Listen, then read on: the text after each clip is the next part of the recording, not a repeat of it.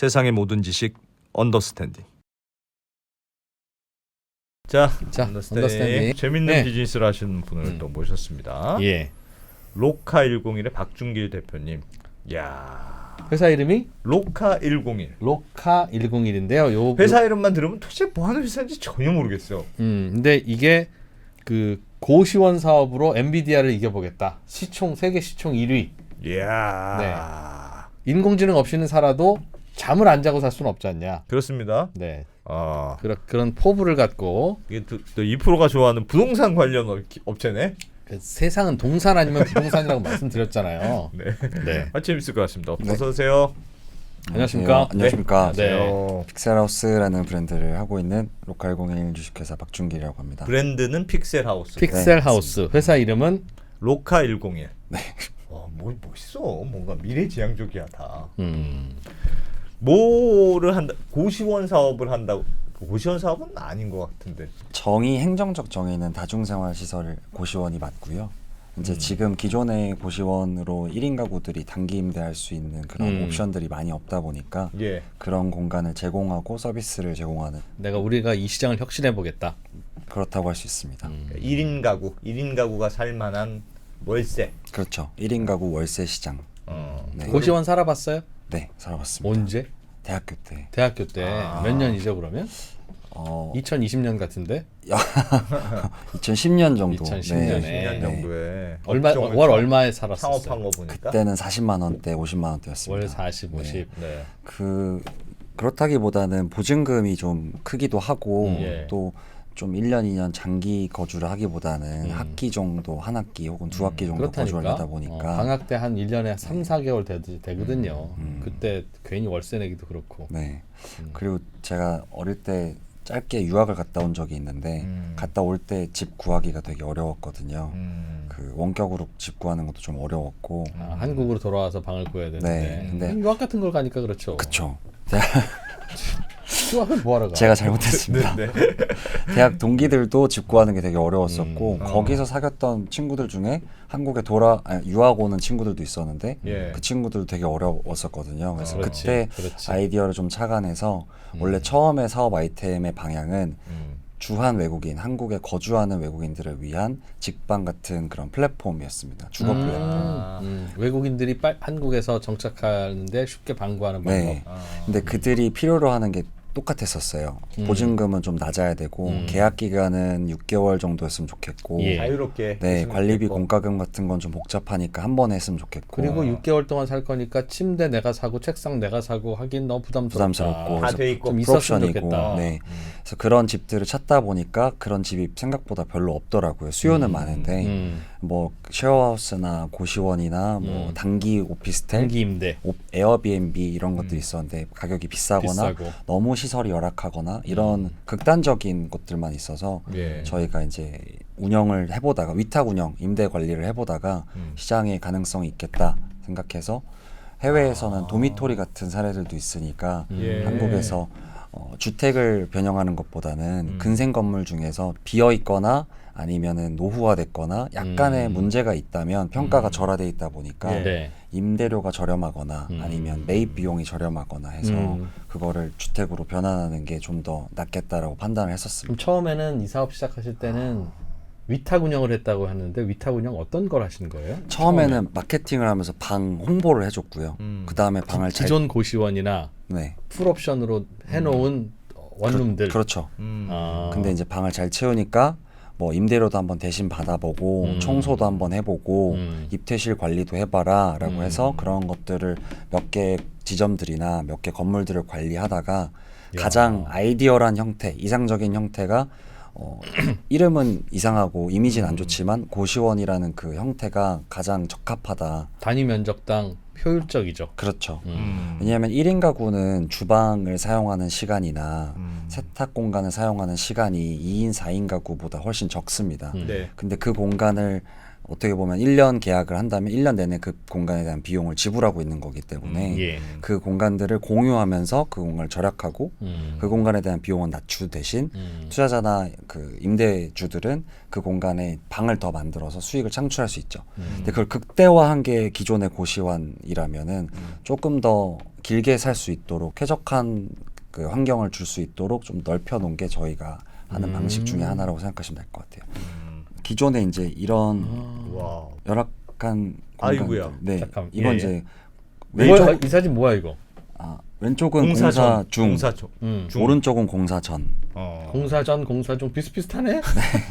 난리가 진짜 났구만 아주. 엉망이네. 폐기- 완전 방치된 그런 네네. 그러니까 뭐 곳이군요. 저기 집이에요, 집? 원래? 고시원 주방인 것 같아요. 아, 네. 하다가 망한 고시원이거나. 네. 이걸 샀어요, 그럼 본인이? 회사가 사요? 권리금 형태로 이제 저희가 인수를 해서 예. 영업권을 인수해서 시설권을 임대차를 저희가 들어가는 거죠. 아. 그래서 시공을 거쳐서 예. 이제 이런 식으로 바뀌게 됩니다. 와. 진짜 야. 멀쩡해진다 진짜. 돈이 좋다. 거의 건물 껍데기도 바뀌네. 건물도 좀 보여줘요. 건물 껍데기는 껍데기도 바꿔요. 그러니까 완전 건물을 아니 저게 고시원이라고? 무너뜨렸다가 아니요 그건 아니고요. 그러면 큰일 납니다. 예. 이제 외관을 좀 정리하는 작업이 필요할 때도 있습니다. 예. 보여지는 것도 중요할 때도 있고 또 그 창문 같은 경우에는 이중 샤시라던가 아니면 소방 안전법상 해야 되는 작업들이 있다 보니까 예. 그런 거에서 조금 개선이 되는 경우들이 있고요. 아니 왼쪽 건물을 오른쪽 건물로 바꾼 거는 누구 돈으로 하는 거예요? 그러니까 즉 이 사업 모델이 저 건물을 네, 건물 고시원이 있으면 네네, 건물을 이제 고시원을 일단 인수를 해야 되죠. 그렇죠. 그분을 내보내야 되니까. 네. 그러면 그 인수를 누가 합니까? 건물 안에 이제 임차인이 있는 경우도 있고 예. 임차인이 없는 경우도 있습니다. 예. 앞서 말씀드렸듯이 노후되었다라는 전제가 두 가지가 있는 건데 임차인이 있는 경우에는 권리금이 발생할 수 있지만 예. 그렇죠. 대부분의 공간은 공실로 방치된 지 상당히 오래된 건물들이 많아서 예. 권리금은 없고 예. 대신 모종의 이유로 인해서 안에 시설물이 그대로 방치가 돼 있었다면 아. 그걸 철거하는 작업이나 이런 비용들은 신규 임차인이 지불하게 되는 거죠.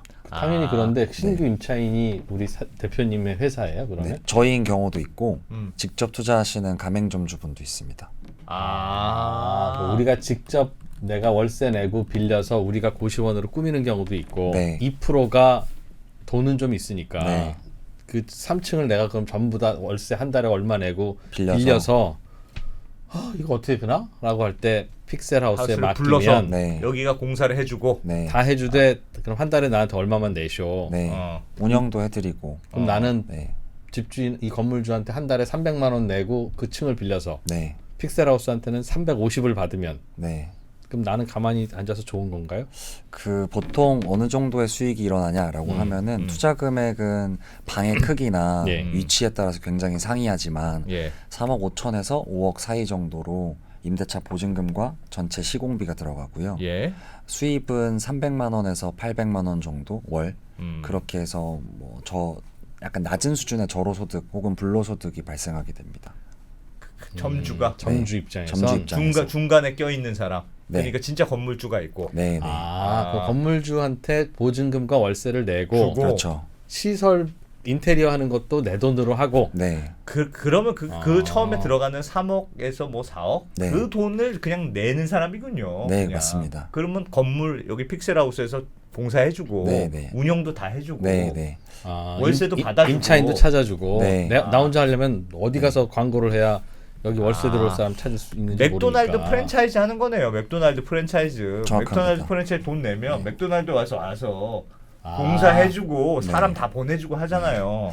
이 사장은 작업을 안 가잖아. 예. 프로님이 직접 하신다고 하면 뭐 중개법인을 찾아가고 설계사부터 다양한 곳들의 파트너들이 필요할 거예요. 업무를 그렇겠죠. 대행하는. 예. 근데 저희가 그 일괄적인 업무를 전부 내재화했다 보니까 이제 투자금을 갖고 희망 사항을 얘기해 주시면 알겠어요. 질문이 고시원 프랜차이즈도 하고 네. 본인들이 직접도 직접 하고. 하기도 하고 맥도날드랑 똑같네. 그렇죠. 질문이 있는데 맥도날드는 네. 다 직영이다. 거의 다 직영이군요. 네.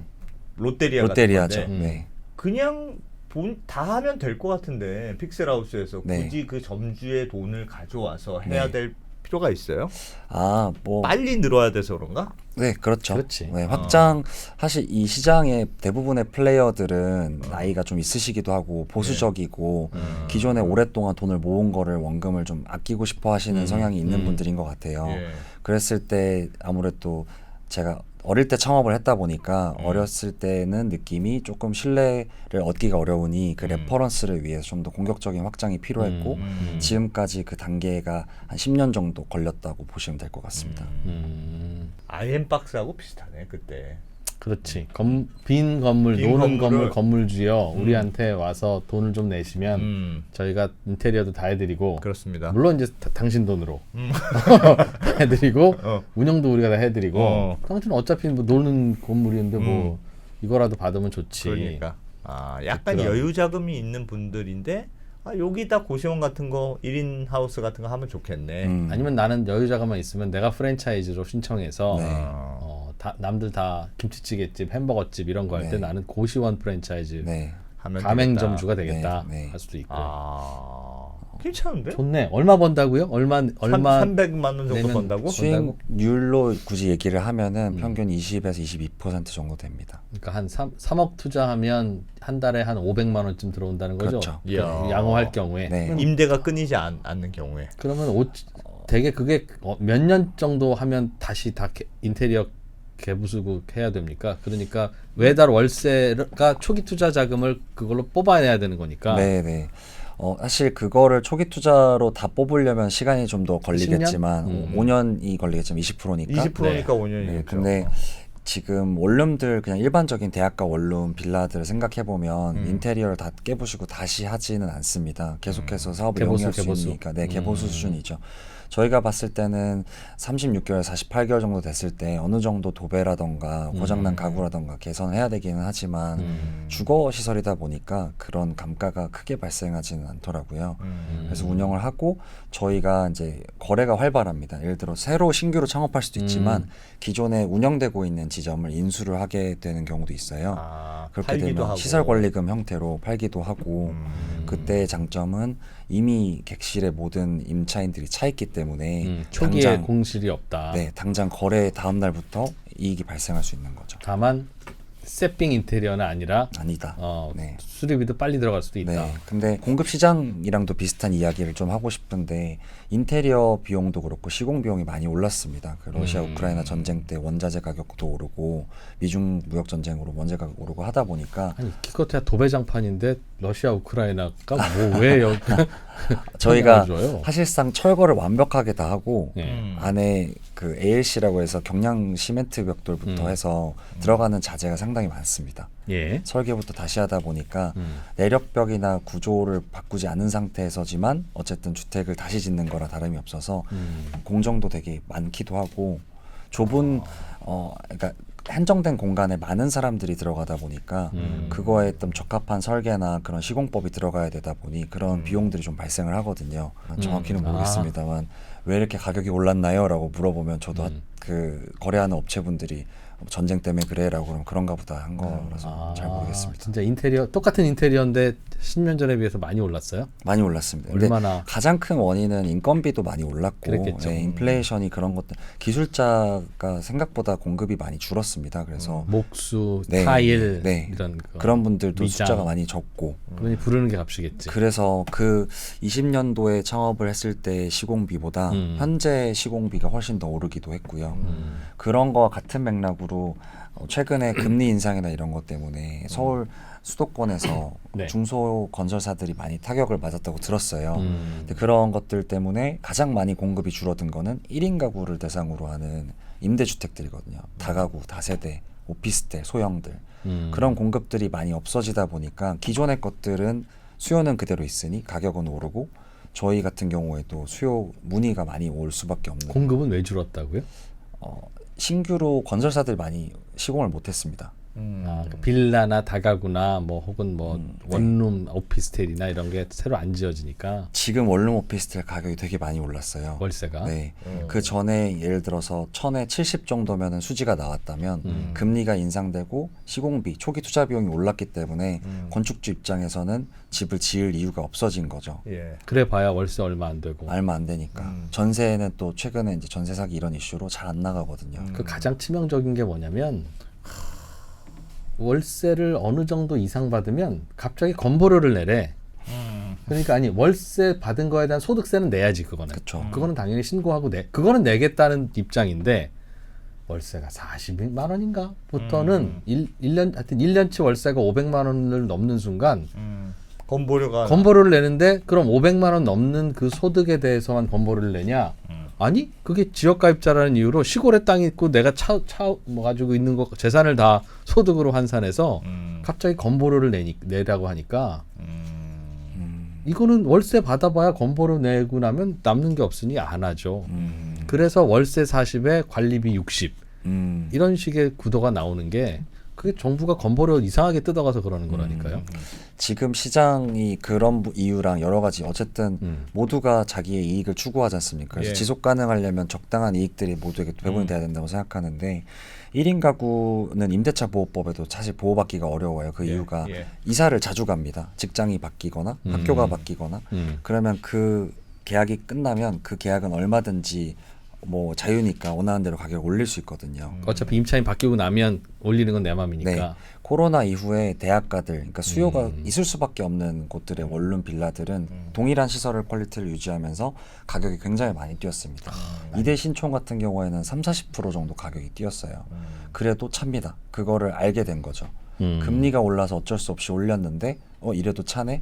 근데 이런 것들이 이제 반복이 되고 있는 와중에 전세 사기로 전세들도 안 하려고 하니까 월세 수요도 월세로. 올리게 되고 그러면 다시 월세 가격이 인상될 수밖에 없는 요인들이 일어나고 있어서 그래서 원룸이라고 하는 이 부동산 상품이 굉장히 그 수익성 높은 사업이 되고 있다는 뜻이네요. 뒤집어 말하면. 뭐 그렇죠. 수익성이 높을 수밖에 없는 사업이 되고 있다. 단기 임대에 대한 검색량 추이만 보더라도 단기 임대를 많이 찾는 이유가 그 전보다 단기로 살아야 되는 이유가 많아서가 아니라 예. 내가 살아야 되는 그 기간 동안만 살고 싶은 사람들이 늘어났다라고 볼 수 있고요.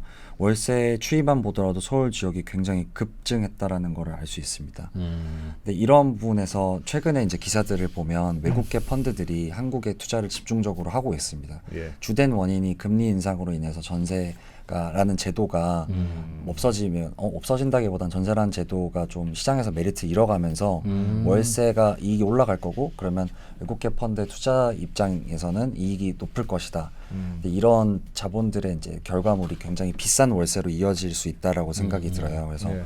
저희는 어떻게 보면 저희의 이익을 위해서기도 하지만 옆에서 조금 더 저렴한 단기 임대가 가능한 보증금은 더 낮은 이러한 형태로 포지셔닝함으로써 저희는 공실률을 낮게 유지하고 또 청년이나 주거 취약계층은 상대적으로 저렴한 가격으로 원하는 기간만 살 수 있게끔 하는 이런 전략입니다. 아, 요즘 고시원 사업이 뜨는구나 이른바. 가격이 높아지니까 가격 원 사진 한번 보죠.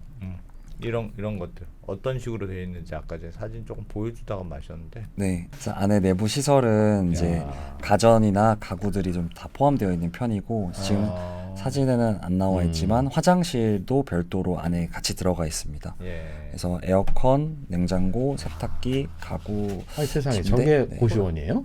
예, 와. 그렇죠. 뭐 드라마에 나오던 고시원이랑 다르네. 저기서 고시 공부가 사뭇 되겠습니까? 다르죠.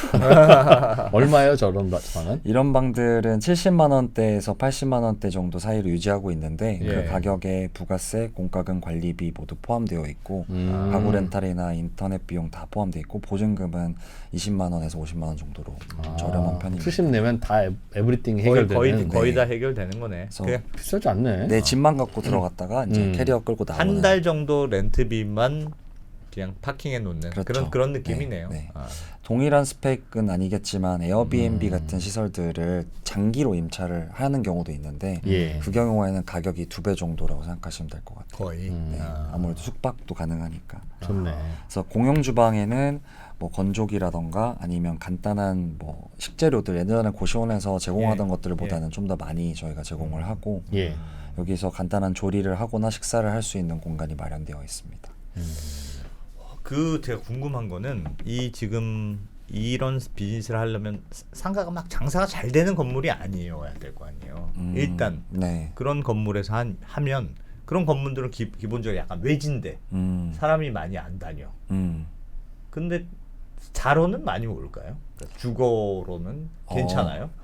제가 대로변 한번 살아봤는데 엄청 시끄럽더라고요. 차가 막 빵빵거리면서 다니고. 오히려 사실 주거 단지는 아무래도 주택끼리 모여 있고 이면도로에 들어가 있는 경향들이 있습니다. 예. 근데 그래도 여긴 근생이다 보니까 그거보다는 좀 더 이면도로 정도로 그 역세권에 가깝고요.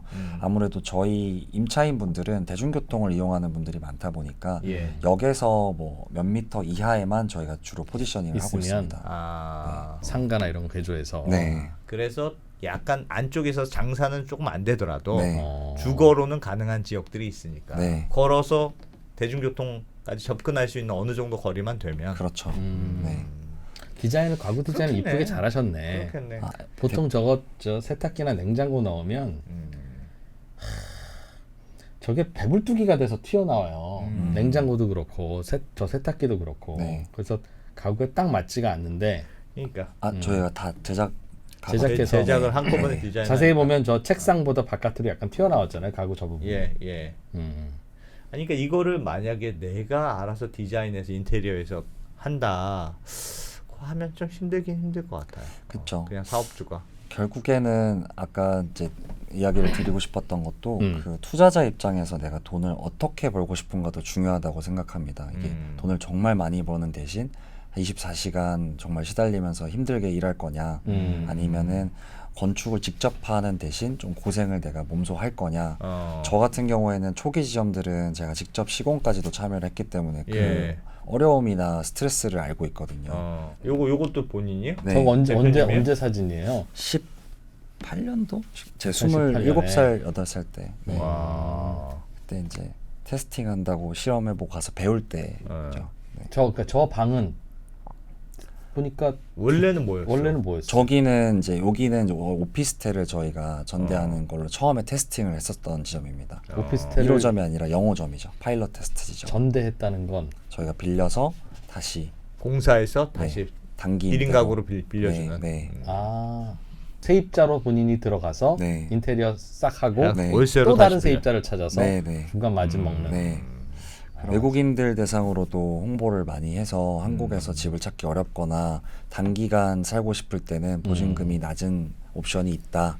근데 기존의 고시원보다는 좀 더 나은 시설이다. 그래서 뭐 한국 대학교들 한양대나 동국대, 외대 이런 학교들의 국제부랑도 컨택을 해서 그쪽에 기숙사가 모자르면 저희 쪽이랑 같이 하고. 네, 이렇게 했었습니다. 1인 가구가 1인 가구로 살려는 사람들이 많겠죠. 요즘 결혼도 많이 안 하고.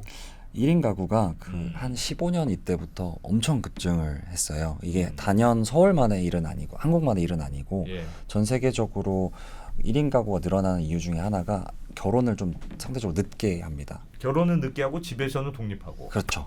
그러고 음. 뭐 이혼이라는 사유도 있긴 한데 그거는 별개 이슈고 음. 그러면서 1인 가구가 급증을 하는데 1인 가구의 대다수는 서울 수도권에 거주를 하거나 아니면 글로벌 도시 중에서도 유명한 도시들에 많이 거주를 합니다. 대부분 1인 가구는 파트너와의 혹은 자녀와의 어떤 우선순위보다는 나의 직장과의 거리, 나의 삶과 커뮤니티와의 거리. 가까운 인접성 그게 되게 중요하거든요. 그럼 보통은 한국으로 따지면 서울, 뭐 다 부산, 다 도시네. 다 네. 도시. 그래서 인구가 줄어드는데 오히려 서울에 살고자 하는 사람들은 많아진다. 근데 이게 예전에 대형 가구에서 핵가구로 쪼개졌을 때도 그랬지만 점점 줄어드는 거 아닌가라고 생각하지만 생각보다 재벌집 막내 아들 보면 소파를 살 사람이 더 많아진 거 아니냐라고 하는 것처럼 집이 필요한 수가 더 많아졌습니다. 2인 가구일 때는 둘이 하나에서 사니까 물론 더 넓지만 근데 지금은 하나씩 쪼개서 사야 되니까 그게 좀 차이가 있는 거죠. 1인 가구가 거주할 만한 곳이 규제 때문에 자꾸 없어지는 문제. 첫 번째 규제는 고시원도 요즘 자꾸 없어지죠. 네. 고시원이 내가 예전에 불나고 했을 때 몇 년 그때 전에 이후로 불난 그런 거죠? 다음에 네. 불난 그 고시원이 안타깝지. 소방모가 잘 안 돼 있었다. 유리창 맞아요. 유리창 있는 고시원도 있지만 고시원은 안으로 들어가면 커다란 정사각형 같은 그런 공간을 고시원을 만들기 때문에 창 양쪽에다가 방을 차고 나면 가운데가 뻥 뚫려요. 이걸 놀릴 수 없잖아. 가운데도 만들어. 그래서 가운데도 줄줄이 방을 만들어요. 근데 이 방은 복도로 창이 나 있는 거니까 이건 창도 아니지 사실은. 괜히 프라이버시만 없어지니까 아예 창도 안 내는 케이스들도 있는데 그러니까 이제 화재가 나니까 거기 있는 분들은 빠져나오기도 어렵고 하다 보니까 변을 당했는데 그 이후로 고시원들은 앞으로는 다 이따만한 유리창이 있어야 돼. 그러니 말은 좋은데 뜻은 아름다운데 그러면 한 달에 30-40만 원 받는 고시원은 못 하는 거지 이제. 그럼 30-40만 원밖에 못 낼 사람들은 어디로 갑니까? 그 이후로 고시원 가격이 올랐다는 거죠. 그러니까. 네, 뭐 말씀하신 것처럼 그런 안타까운 좁은 공간들이 있어서는 안 되지만 예. 그런 공간이기 때문에 낮은 비용을 받아도 싸게. 이익을 추구할 수 있는 분이 계시니까 계속 영위하는 30만 거예요. 원만 이렇게. 네. 근데 더 이상 거기에 이제 공급이 끊기면 계속해서 문의는 들어오고 그러다 보면은 거기서 이제 가격이 조금씩 오르게 되는 거죠. 예. 뭐 예전에는 방이 안 차니까 이게 저는 사실 소셜에 대한 걸 관점을 볼 때 소셜이 돈이 되어야만 사람이 움직인다고 생각합니다. 예. 아까 말씀하셨던 것들도 내창방을 저희도 해봤어요. 근데 잘 안 살아요. 길게 살기가 어렵습니다. 창문이 없고 환기가 잘 안 되면.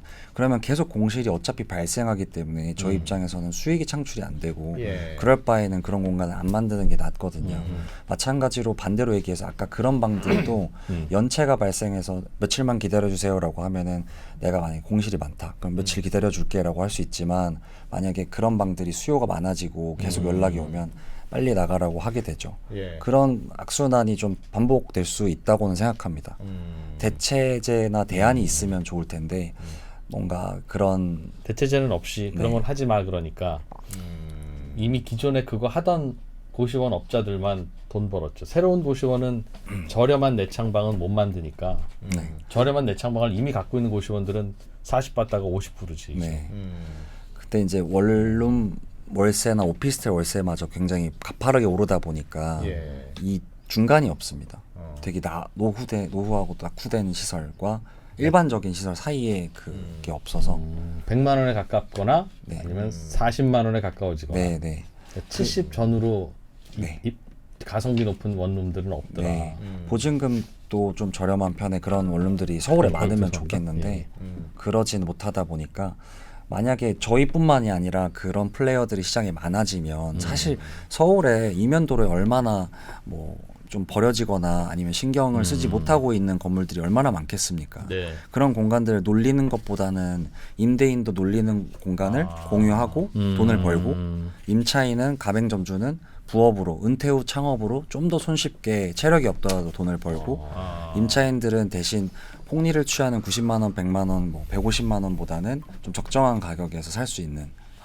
물론 여기서 장기적으로는 살 수 없다고 저는 생각은 해요. 만약에 내가 2년, 5년 살고 싶다 그러면 보증금을 모으거나 아니면 필요할 만한 공간에 좀 더 큰 집에서 구할 수 있겠지만 그 사이에 뭐랄까 임시 거주라던가 아니면 단기 임대 특수한 수요를 채울 수 있는 공간이라고 생각합니다. 공급을 막는 좀 뭐 그런 게 있어요. 아까 전에 얘기 나온 소방법 때문에 그 고시원 그런 것 때문에 그래요? 아니면 그 외에도 다른 이유가 있습니까? 고시원 공급을 막는 이유라기보다는 전체적인 수요를 감당하기에는 시장이 굉장히 크지 않습니까? 예. 근데 너무 수요가 많아요. 네, 수요도 너무 많고 주거 그 주택을 공급한다라는 거는 시간이 오래 걸리는 일이고 그렇죠. 큰 자본이 들어가는 예, 일이지 않습니까? 예. 그것도 굉장히 한정적인 플레이어들만 가능한 일이어서 그것들이 수지가 나오지 않으면 시작이 잘 되지 않는데 그 원래는 수지가 나오니까 들어가는 분들이 금리가 오르고 월세가 지지부진하다고 생각하시니까 혹은 전세가 못 받을 것 같으니까 새로 짓지 않거든요. 새로 지을 때도 되게 비싸게 포지셔닝 하지 않아요. 기존에 있던 것들이랑 비슷하게 하기 때문에 기존의 것들이 가격을 낮춥니다. 공실이 발생하는 것보단 나으니까. 근데 그 사이클이 약간은 더뎌지거나 멈췄다. 그런 상태라고 보시면 좋을 것 같습니다. 공급이 되거나 안 되거나 대학교는 계속해서 학기를 시작하고 직장은 계속해서 직원들 뽑는데 공급처가 멈추니까 기존의 것들이 가격이 오르는 뭐 금리가 같이 오르니까 전국에 다 있지는 않으실 것 같고 서울 전국에 있어요? 수도권에 서울에 중심으로? 네, 중심하고 있습니다. 전국에서 주요 도시들 대구, 광주, 울산, 요청, 부산, 요청은 오는데 근데 저희가 일단 서울에 집중하자. 네 공사팀이 직원이에요? 아니면 거래하시는 별도의 인테리어 팀이에요? 거래하는 거래업체들이 있고 예. 저희가 내부에 감리 소장님들이 있어요. 네. 아. 기술자들 도배를 하는 기술자라던가 아. 그런 기술자들은 저희가 고용을 하지만 예. 월급을 주고? 아니요 그 건 바이 건으로 외부 네. 예. 네, 저희가 직영 공사를 한다라고 할 수 있습니다. 아예 직영 공사를 하는 거예요? 네. 직접? 그러니까 도배하시는 분 일당 주고 쓰고, 그렇죠. 뭐 하는 분 목수 쓰고. 그러면서 중간에서 어레인지하는 인테리어 실장 같은 분이 있어야 되니까 네. 현장 소장님은 계획을 짜는 그건 것부터 우리 직원이고. 네, 설계하는 것도 그렇고. 아 그럼 직접 하는 거네 거의. 그게 좀 되게 디테일한 부분들을 신경을 많이 써야 되거든요. 시공뿐만이 아니라 처음에 그 매물을 보러 갔을 때 층고가 얼만큼 되는지 바닥에서 설비가 얼만큼 올라오는지 그렇겠다. 벽을 세워서 어디까지 벽을 세워야 소방이랑 방음에 문제가 없을 건지 예. 이런 것들에 따라서 설계가 나오고 견적이 나오고 디자인 팀도 따로 있고. 디자인 팀도 네. 그래서 초기 투자 비용이 정해지고 그거에 따라서 저희 운영팀에서 나온 데이터가 여기는 임대료가 어느 정도 선이 적정하다라고 판단되면 수지 분석이 되니까 예. 여기는 계약할 만하다, 계약할 만하지 않다가 판단이 바로 그날 되는 거죠. 그렇게 해서 다 신청한다고 다 해주는 건 아니고. 네, 그건 아닙니다. 지점이 60개. 그러니까 이런 고시원 건물이 60개 있다는 거죠. 겉에 픽셀 하우스라고 써 있는 멋있는. 아 그렇게까지 멋지진 않고요. 픽셀하우스 저거 조금 전에 멋있던데요? 멋있었는데 안 멋있는 것도 안 멋있는 것도 있습니다. 솔직한 청년일세. 다 네, 멋있다고 이렇게 해야지. 간판만 들어가는 경우도 있어서 어디요? 네, 왼쪽에 세종대점 여기는 픽셀하우스라고 이게 잘 안 보이게도 돼 있네. 2층 저기를 다 2층만? 임차해서 네. 그렇구나. 강북 미아점도 저건 3층만 하죠. 설해마을점도 저희 3층에만 있나 보다. 3층. 2, 3층에 있습니다. 2, 3층에. 네. 2, 3층에. 건물주분들은 다 해주시길 원하긴 하는데 저희가 뭐 수지가 안 나오거나 하면 4층, 5층 이건 저희는 못 합니다. 네, 뭐 그런 식으로 걸어가기 힘들기도 하고. 방배점이 예쁘네. 저 밖에 픽셀하우스 저렇게 해놓으니까. 그러니까 저 건물 전체를 어. 누가 빌렸어요? 그 1층이랑 지하는 다른 임차인 분들이 있고 계세요. 나머지는 저희가 통으로 예, 빌리고 야 있습니다. 저런 거 1층에 무슨 스타벅스 있고 그럼 괜찮겠다. 저거. 네. 저희가 하려는 방향도 사실 주거에서 좀 더 확장을 한 때 고층부는 주거로 채우고 예. 저층부는 리테일이나 이런 창업할 수 있는 시설들을 같이 파트너십으로 들어가서 건물 전체를 직영으로 하는 걸 목표로 하고 있습니다. 돈만 있으면 막 이것저것 건물 많이 사고 싶겠다, 그죠? 그렇죠. 아유 이거 내가 그냥 사면 그냥 이거 다 하면 되는데. 될 텐데 이제 돈이 없네 이런. 맞습니다. 저렇게 하면 건물 가격도 올라갈 수 있을까요? 이게 예를 들면 꼬마 상가 이런 거 애매한 거 많잖아요. 네, 되게 그쵸. 공실 나고 이러면 가격 막 안 오르고 그런 네. 거 많을 텐데. 그러니까 저는 이제 한국 시장에서는 더 이상 임대 수익만으로 수익을 창출하기는 어렵다라고 생각은 합니다. 물론 시장에 따라 조금씩 다르겠지만 예. 시세 차익은 존재할 수 있지만 강남권만 하더라도 임대 수익률이 마이너스입니다. 그 이유가 금리가 너무 비싸서 레버리지를 많이 한 분들의 한정이지만 금리가 더 많이 나간다. 매월 이자가. 빚내서 건물 사면 저거 지어서 월세 받아도 임대료는 안 나온다. 이자를 못 내는. 이걸 짓기 전에 임대만 주면 기존에 불로소득을 하는 건물주라고 표현하는 간물주 있지 않습니까? 네네. 예. 그걸로는 충분한 뭐 삶을 영위할 수 있는 임대 수익은 발생하지 않습니다. 아니, 그러니까 낡은 건물 그대로 임대 주면. 네. 보통은 그런 컨셉이죠. 그러니까 빚내서 건물을 사면 네. 임대료를 이자 내고 네. 대충 그렇게 갖고 버티다 보면 가격이 왕창 오를 그렇죠. 테니까. 그렇죠. 근데 이제 임대료를 이자 못 낸다는 얘기지. 네. 아. 근데 그런 방법은 공간을 효율적으로 사용하는 방법은 아니라고 생각해요. 이런 비즈니스도 있고 다양한 비즈니스, 뭐 스타벅스만 하더라도 그 매출이나 수익에 연동해서 임대료를 받으니까 건물주와 임차인 둘 다 좋은 구조지 않습니까? 그런 식으로 운용을 하면 건물 임대료를 예를 들어 2천만 원 받는 건물이다. 전체 건물에서. 근데 이런 사업들을 직접 하게 되면 2천만 원이 아니라 4천만 원 정도, 저희가 계산해 봤을 때는 1.6배 정도 오르거든요. 그렇게 되면 동일한 건물인데 같은 지역에 있는 한 건물은 2천만 원 나오고 한 건물은 뭐 3,500만 원 나오면 이 건물이 아무래도 프리미엄이 있거나 아니면 팔리더라도 더 먼저 팔리는 경향이 있겠죠. 가격도 올리고. 괜찮네. 만약에 저렇게 했어요. 제가 예를 들면 가맹점이나 아니면 건물주예요. 그래가지고 저렇게 했어. 근데 생각보다 안 차네. 공실이 많네. 그럼 어떻게 합니까? 그러면 아이고 사장님 참 죄송합니다. 그냥 그런 거예요. 그건 일단은 어쩔 수 없지. 어? 어쩔 수 없다기보다는 그냥 네. 단순히 팩트로만 말씀을 드리면 예. 저희가 지금 전체 지점이 공실률이 5% 미만입니다.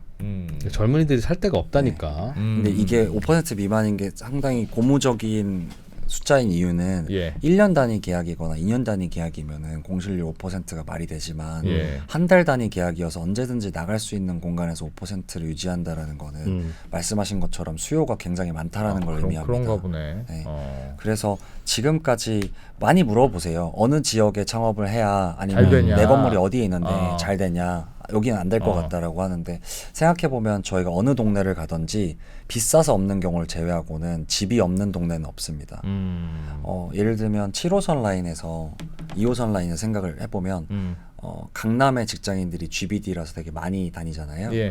근데 왼쪽이랑 오른쪽으로 이렇게 쭉 가보면 살 수 있는 동네가 되게 비싼 동네를 제외하면 서초교대, 강남, 예. 뭐 잠실 이런 예. 곳들은 좀 비싸서 빠지다 보면 예. 잠실 세내 종합운동장 쪽에 원룸촌이 있고 아. 쭉 가서 관악구 쪽에 신림이나 그 서울대 아. 쪽에 살만한 곳들이 많습니다. 예. 내방 방배 쪽이랑 그런 쪽에 그래서 밀집해서 생겨 있는 거지. 사실은 저라도 가까운데 살고 싶죠. 예. 돈만 되면. 그렇기 때문에 어디든 크게 지금은 이슈가 안 된다. 그게 필수제의 장점이다. 그러니까 어차피 지하철이나 뭐 이렇게 대중교통이 있으니까 네. 그 라인 따라서는 살 수 있는 옵션들은 많이 있을 거다. 그렇죠. 그런 거죠. 그렇죠. 그래 그렇게 생각하니까 그러네. 야, 근데 말씀하셨던 대로 1인 가구가 저렇게 월세로 뭐 2년 이렇게 안 하고 쉽게 들어갔다가 나왔다 할 수 있는. 근데 좀 깔끔해. 그래도 깔끔했으면 다 좋겠잖아요. 창문도 있었으면 좋겠고. 아, 그럼요. 그런 매물이 많지가 않다. 그렇죠. 아. 이게 현행법상 그게 현재 현실이네요.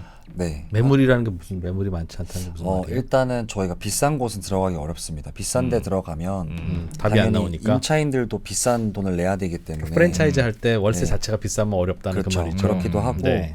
건물의 용도도 땅의 용도도 그 현행법상 그 2종인 경우에는 인접한 도로의 폭이 12m 이상인 중도로여야 합니다. 그래서 소방차가 접근할 수 있어야 하는 상황이다 보니까 그러한 필지가 많지는 않아요. 3종이나 준주거나 상업지역은 가능하지만 월세가 굉장히 비싸거나 비싸고. 건물이 비싸거든요. 그렇게 뒤로 가면 그렇게 대규모로 원룸을 넣을 만한 그런 땅이나 건물 자체가 없고. 네. 기존의 오피스텔이나 큰 건물, 코리빙 같은 그런 건물들도 예. 입실료나 월세가 비싼 이유가 그런 땅에서 크게 프로젝트를 하다 보니까 어쩔 수 없이 그렇게 비싸게 받는 거예요. 정책적으로 뭘 어떻게 좀 해주면 그 이면도로나 이런 곳에 저런 건물들이 들어올 수 있을까요? 저희의 접근법은 조금 다릅니다. 청년 임대주택이나 역삼권 청년주택이나 다양한 정부 지자체에서 이렇게 권장하는 방식들이 있는데 예. 신축에 좀 더 포커스가 맞춰져 있는 것 같아요. 근데 그 신축이라는 거는 오래 걸리기도 하고 앞서 말씀드렸듯이 거대한 자금이 투입돼야 되고. 그렇죠. 그런 이슈가 있어서 개인이 접근하기에는 굉장히 리스크도 크고 어렵다라고 생각을 하는데 예. 한국의 건물들 중에 다 대다수를 개인이 보유하고 있거든요. 그렇죠. 토지랑 법인보다는 기관보다. 뭐 다가구 다세대 빌라 다 그런 거죠. 그렇죠. 그런 분들이 뭔가 이익을 받고 리모델링 증축해서 더 많은 가구를 공급할 수 있게 하면 낫지 않을까라는 건 제 소박한 비전문가의 의견이고요. 왜 대표님은 왜 안 하세요? 빌라나 이런 쪽은 안 하신다면서요? 저희가 접근할 때는 예. 데이터에 기반해서 좀 표준화된 양식을 가지고 접근을 하는데 예.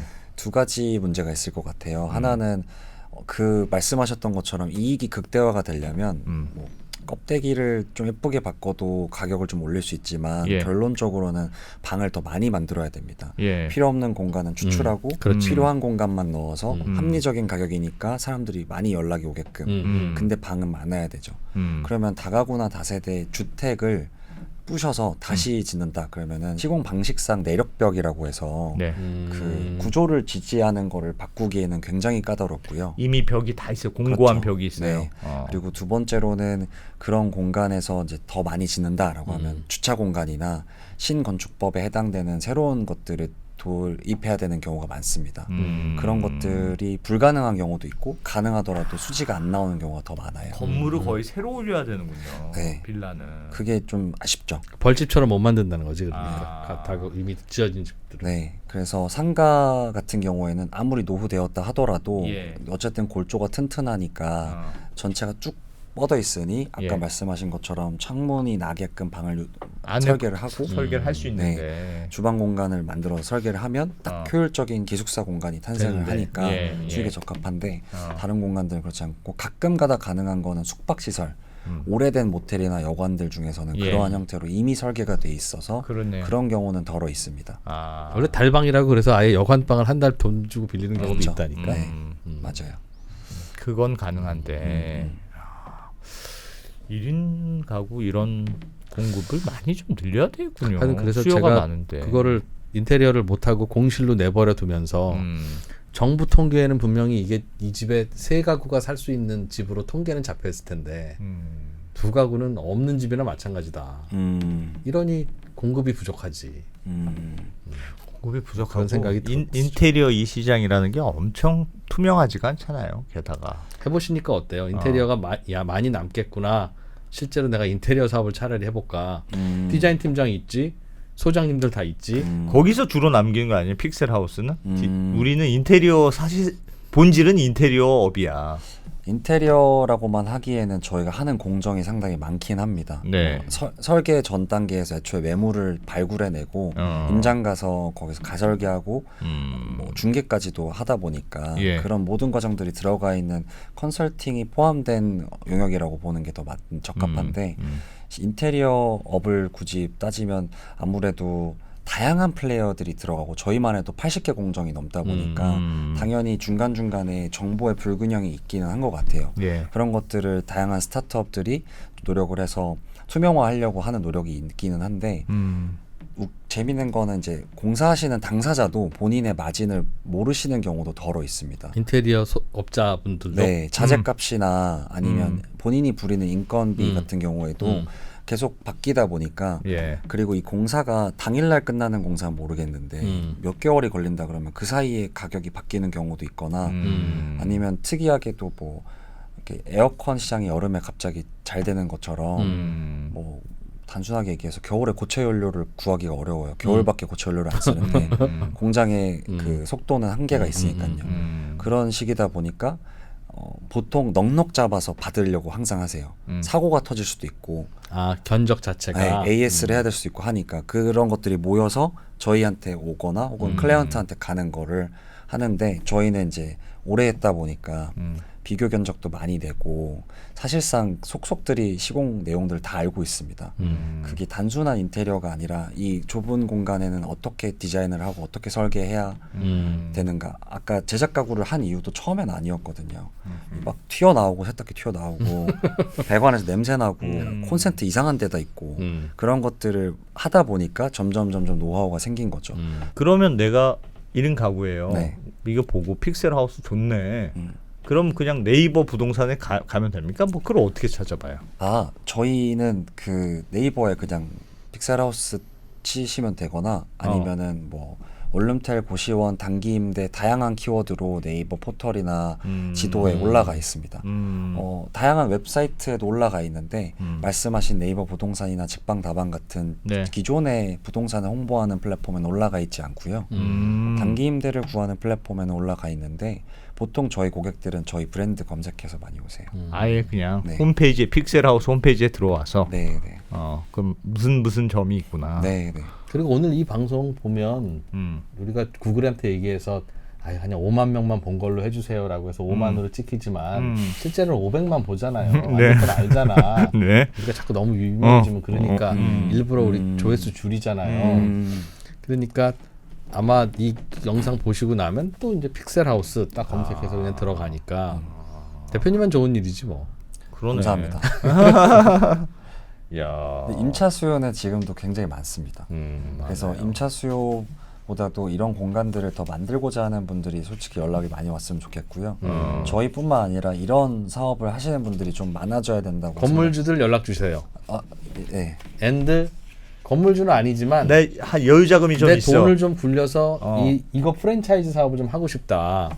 그냥 돈만 투자하고 대표님한테 맡기면 그냥 거의 식당 프랜차이즈를 하면 사실 내 노동력을 갈아 넣어야 되는데 어떻게 될지 모르는데 들쭉날쭉인데 이건 뭐 그냥 돈만 내고 잘 돌아가나만 보면 되는 거니까 은퇴한 분들이 하기에도 괜찮겠네요. 굉장히 좋고 사실 절반 이상이. 이게 절반 이상. 내가 이런 사업을 하면 할수록 우리 젊은이들의 월세는 내려가는 거지. 더 네. 안정적으로 젊은이들이 안정적으로 공급해 주는 거다. 나는 젊은이들 대상으로 돈 벌려고 이 사업을 하지만 나 같은 젊은이들 대상으로 돈 벌려는 욕심이 가득한 이런 건물주나 프랜차이즈들이 많아져야 경쟁이 돼서 결국은 가격이 가격이 낮아지니까 저희 같은 시설이 많아지면 공실이 올라가지 않겠냐라고 할 수 있는데 생각보다 이런 그 공급 속도가 많이 늦어서 이런 거에 대해서 타격을 받을 정도로 영향을 받을 수가 없습니다. 근데 이게 많아질수록 뭐 좋은 거는 그런 것도 있지만 아예 시장이 존재해야 될 것 같다는 생각이 있어요. 단기 예. 임대라는 시장. 저 개포점은 월 수익 694만 원, 명동점은 1,784만 원. 저건 무슨 얘기예요? 왜 이렇게 명동점은 왜 많아요? 저 뭐예요? 개포점 명동점이? 저희가 이제 신사업도 같이 확장을 하고 있는데 음. 이제 아까 말씀드렸던 부분 중에 주거라는 아이템도 하고 있지만 예. 숙박이라는 아이템이나 공간에서 할 수 있는 다양한 컨텐츠들은 저희가 신사업으로 픽셀 랩이라는 이름으로 계속 시도해보고 있습니다. 숙박은 말 그대로 뭐 그런 것처럼 그냥 하루 외국인 관광객을 외국인 관광객 대상으로 3일 뭐 이렇게 아, 호텔 사업도 같이 하시는구나. 그게 그거니까. 호스텔에 가깝죠. 그래서 매물은 동일한데 대상지는 노후 근생 건물이라는 건 동일한데 월세로 들여오는 사람이 없어서 비어 있으면 그냥 호텔로 받을까? 네. 이렇게 할 수 있는 거니까. 명동은 저 가능하겠네요. 네, 외국인들 네. 많으니까. 그래. 아. 근데 명동점은 저게 그럼 수익률이 훨씬 높은 겁니까? 그건 아니죠. 수익률이 높네. 조금 더 높습니다. 네. 투입한 비용이 많아서 저런 거겠지. 투입한 비용 대비도 수익률이 더 높기는 하지만 예. 아까 말씀드리고 싶었던 게 다른 비즈니스, 식당 비즈니스에 비해서 장점이 뭐냐라고 하면 단점부터 말씀드리면 1억 천금을 얻기에는 어렵습니다. 이걸로 엄청 큰 돈을 벌어서 뭐 되게 엄청 부유한 삶을 불로소득으로 취했다. 잘 돼도 큰 돈 못 벌어. 큰 돈은 아니지만 이제 생계를 영위하기엔 충분한 돈을 벌 수 있는데 대신 안정적인 게 뭐 일례로 코로나 때에도 혹은 그 뒤에 금리가 인상됐을 때에도 어떠한 때에도 사실 타격을 받지는 않았거든요. 은행 이자보다 나아. 훨씬 낫죠. 그럼 인테리어 비용 들어가고 중간중간에 하는 거 다 감안하면 네. 그래도 한 20% 연 몇 퍼센트쯤 됩니다라고 설명하려면 몇 퍼센트쯤 되는 것 같아요? 22% 정도 됩니다. 연 22? 네. 아 그건 모아놨다가 나중에 인테리어 비용으로 써야 되잖아요. 그러니까 실제 수익률은 연 22가 아니죠. 아 인테리어 비용으로 사용을 하는 개보수 비용을 감안하더라도 20% 예. 이상은 됩니다. 야. 그러면 국민연금이 여기 투자하죠. 국민연금은 연 7% 8% 버는데 그 말이 됩니까? 코리빙에 투자하거나 임대주택에 투자하는 기관 펀드들도 예. 저희랑을 미팅하거나 이런 이야기들 많이 하는데 저희는 그런 대규모의 자금을 받아서 신축을 하기에는 사이즈가 작아요. 작고 저희가 노리는 전략이랑은 다릅니다. 근데 아까 한 3, 4억 투자하면 네. 월세로 한 600 정도 받아요. 그렇게 말씀하셨잖아요. 네.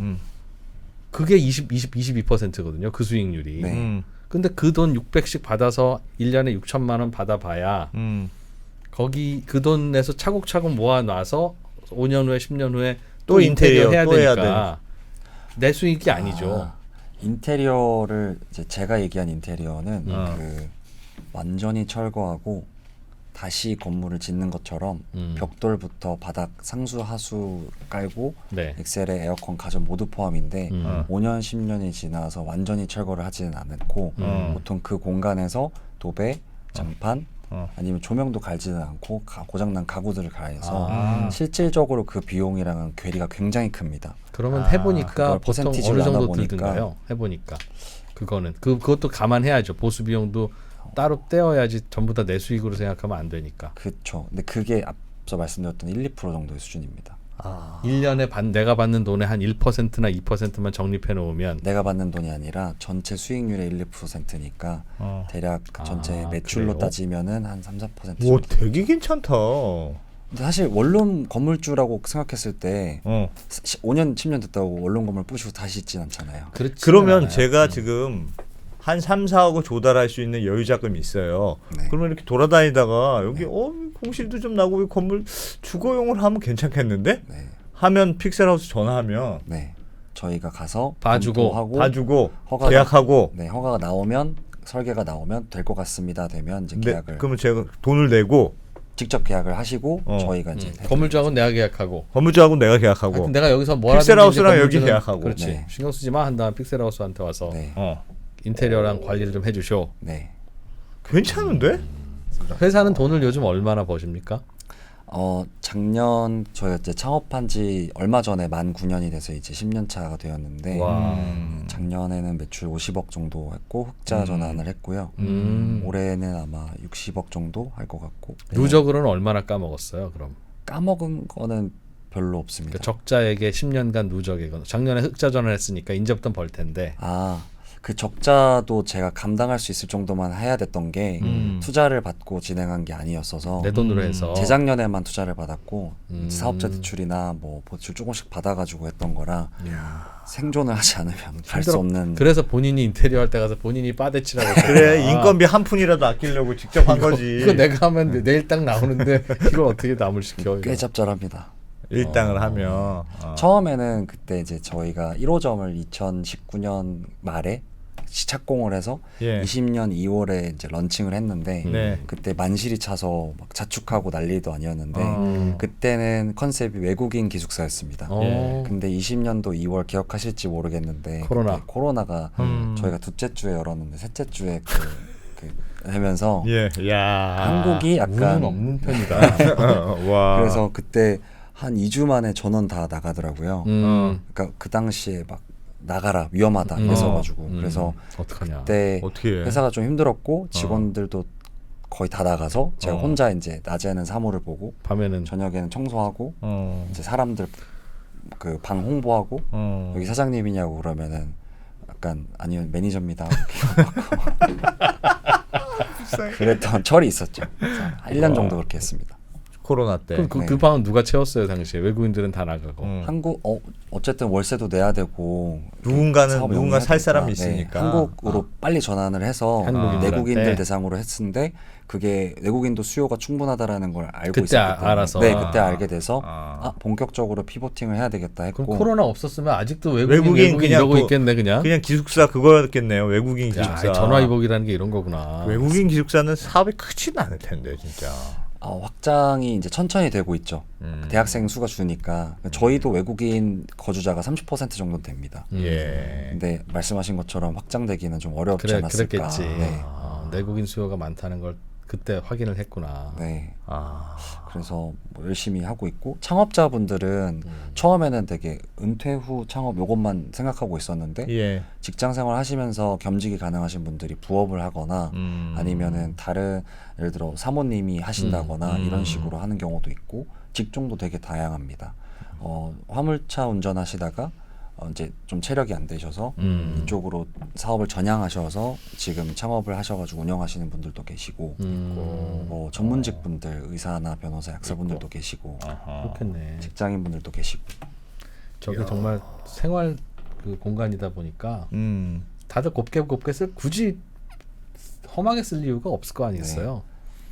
작년에 흑자 전환하셨으면 이제는 좋은 일만 있겠네요. 그러게요. 그쵸. 언더스탠딩의 광고도 이제 많이 하시고 그러겠네. 그러게. 저희가 비워놓고 딱 비워놓고 있겠습니다 이제. 노력하겠습니다. 예, 좀 해주세요. 네. 저희도 그 소고기 파는 것도 하루 이틀이고 그 결혼의 듀오도 이제 결혼 다 하셨어 이제 우리 저 시청자들 근데 자녀분들은. 요즘 결혼을 많이 하진 않아요.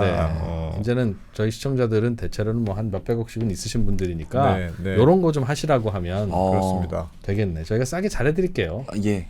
네. 예, 좋습니다. 항상 이렇게 이것만 해서는 까먹으니까 우리 네. 네. 픽셀하우스. 알겠습니다. 픽셀하우스. 브랜드를 잘 졌어. 그리고 픽셀하우스. 사업은 앞으로 이 주거뿐만이 아니라 스테이도 그렇고 사업을 계속해서 공간에서 할 수 있는 사업은 확장해 나가려고 하고 있습니다. 궁극적으로는 제가 이제 저희 회사가 소셜벤처로 인증을 받았는데 그게 뭐 좋은 일 한다라기보다는 그냥 사업 모델이 버려진 도시의 공간을 청년들이 살 수 있는 공간으로 바꾸는데 그럼 사람들이 돈을 계속 버니까 지속 가능하다라고 하는 건데 아름답지. 뭐 소명감까지는 아니어도 소셜한 행위가 돈이 된다라는 그 개념이 좀 사회에 많아져야 사람들이 적극적으로 할 수 있다라고 생각을 좋은데? 하거든요. 근데 좋은데요?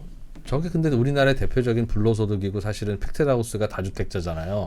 픽셀하우스가 다주택자로 되겠네요. 다주택자 물론 이제 임대사업자, 물론 임대사업자. 법인이고 중간에 본인이 소유는 안 하니까 임대사업자나 그런 건 아니지만. 준주택이기 때문에 임대사업자나 다주택자로 들어가지는 않습니다. 임대업을 하기에는 임대업으로 들어가지도 않고요. 서비스업, 숙박업에도 해당이 되는데 서비스업 단기 숙박업에 임대다 해당돼요? 보니까. 단기 임대라서 상업용 서비스 공간으로 생각한다는 네, 거죠. 네. 법적으로는. 근데 뭐 맞습니다. 임대업이나 고시원이 아니다라고 부정하기에는 너무나 명백하지만 이런 공간이 그렇다고 해서 필요하지 않느냐라고 하면 그것도 아니라고 생각을 합니다. 저희가 가격을 계속해서 올릴 수 있었으면 올릴 수 있었거든요. 근데 그렇게 올려도 저희한테 이익이 안 돼요. 공실이 늘어날 거고 다른 경쟁자가 많아질 거고 마케팅에 오히려 비용이 많이 들 거고 사람들은 민원을 많이 낼 겁니다. 비싼데 이런 건 안 좋다 저런 건 안 좋다. 적정한 가격이라는 게 되게 중요한 것 같아요. 저희 사업에서도 중요하고 겸사겸사 사람들한테도 좀 더 여유로가 될 수 있다면 그것도 좋고 근데 저희가 돈을 못 벌거나 투자자들이 돈을 못 벌면 이 사업을 하지 않을 거고 그럼 이 공간은 더 이상 없어질 거거든요. 그럼 월세 또 올라가고 열악해지겠지. 그게 이치라고 저는 생각을 해서 소셜은 돈이 된다. 요거를 계속해서 표방해서 이야기를 하고자 하고 있어요.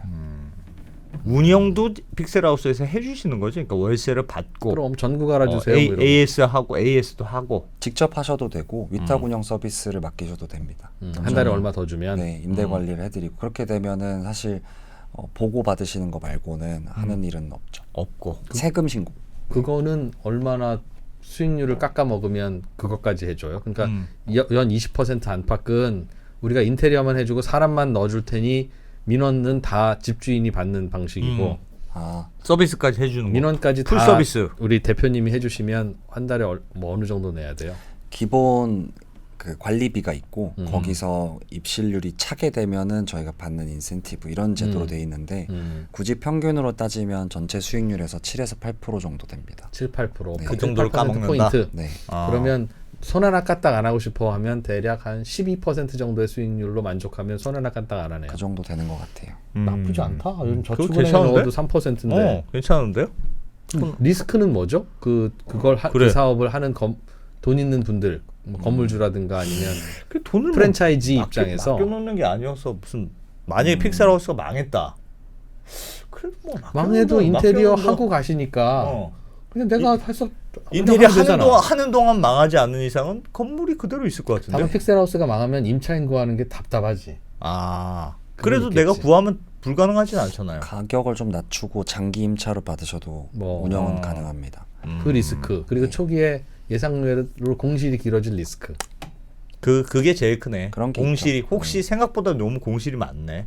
아니면 옆에 픽셀하우스 2가 들어와.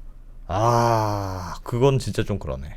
근데 저희가 주거 단지를 생각해 보면 예. 주택 옆에 주택이 있고 또 옆에 주택 있잖아요. 어차피. 그래서 어차피 수요는 동일하다. 수요는 있고. 네, 공급이 만약에 픽셀하우스 2가 픽셀하우스 20개가 모여 있다. 네. 그거는 문제가 될 수도 있겠지만 한두 개 정도 예를 들어 오피스텔이 하나 올라가면 주변 주택들이 망하진 않지 않습니까? 그런 거랑 같은 이치 같습니다. 괜찮은데? 건물을 이미 갖고 있는 분들은 내 건물 어떻게 좀 활용해 보자라고 하니까 알아서 걸어오실 텐데 그 안 대표처럼 캐시만 많고 뭐 부동산 아무것도 모르는 분은 도대체 이 캐시로 어디를 임차해야 될지 모르잖아요. 네. 그런 분들은 이렇게 대표님한테 회사에다가 연락만 해놓으면 대표님이나 전문가 직원이 다니면서 야, 이 건물 누가 좀 하면 될 것 같은데 우리 회사는 회사 돈은 별로 없고 건물까지 봐줘요? 건물 봐주고 안 대표한테 전화해서 어. 괜찮은 거 나왔는데 어디 한번 보러 오시면서 저희랑 계약하시죠 라고 하면 쪼르르 가서 오케이 할 거 아닙니까?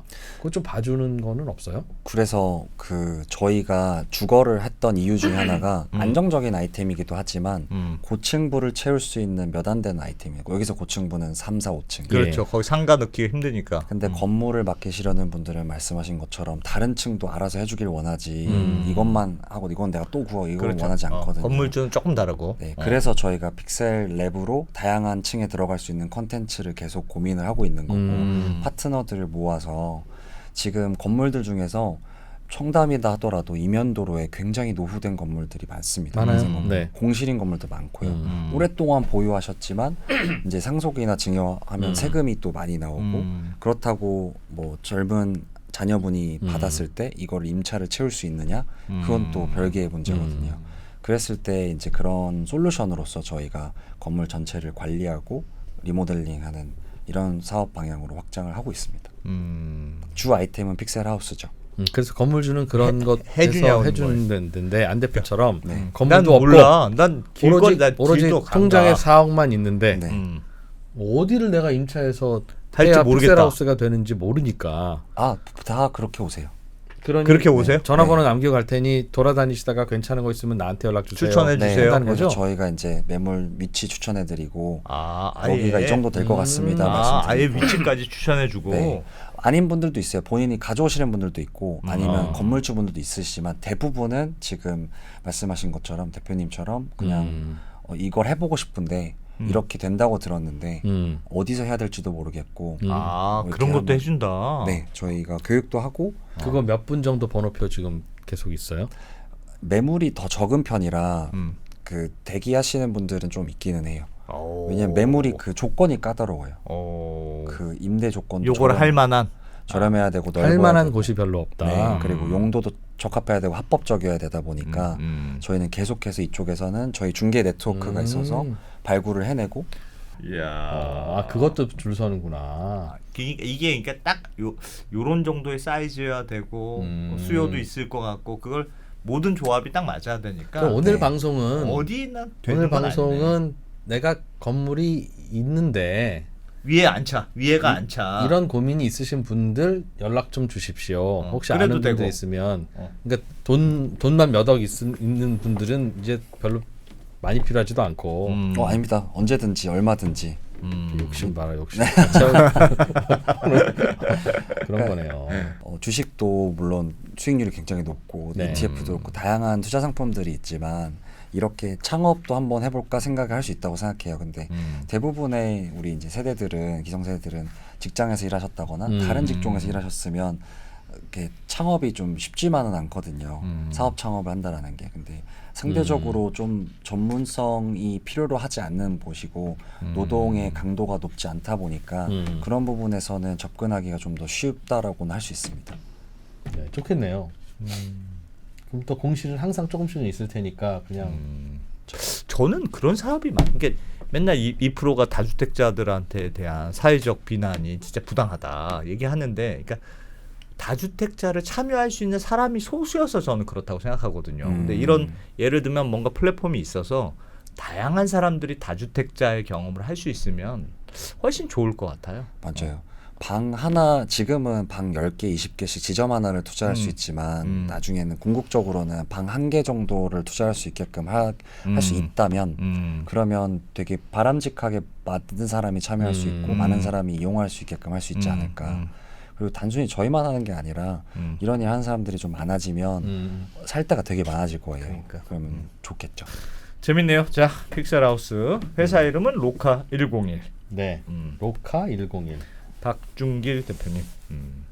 재밌게 잘 들었습니다. 고생 많이 하셨고 네. 앞으로 대박 나시고 대박 나시면 언더스탠딩을 절대 광고도 하시고. 잊으시면 안 되고. 네. 우리 얘들아 또 가자. 수첩 다 쓰고 있습니다. 네. 고맙습니다. 불러주셔서 감사합니다. 감사합니다. 감사합니다.